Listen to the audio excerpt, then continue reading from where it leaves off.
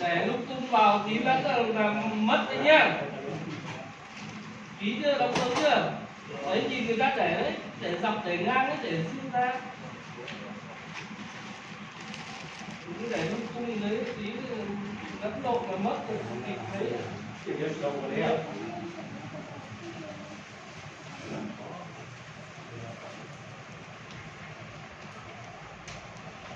Anh một xin nghỉ.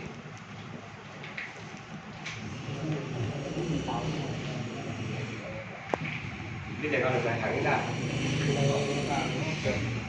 Con được con hôm nay hỏi cái này con một tí chút lại cho được vậy. Các anh chạy về trên đá đúng không? Đấy không? Tiền. Chú ta xuống đi. Ngầu quá thì đá đây mình phải nói gì đó cái gì Không định tao mời nó chơi. Cho vậy một cái chiếu ấy. ta có tôi cho sao những cho anh bao ta cho cái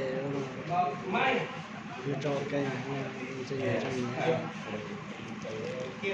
cái ít là lỡ không bây giờ cô giờ dân bây giờ mua cái một cái này là hả có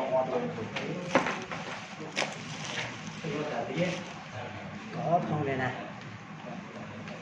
có không đây thành như nó Long thầu.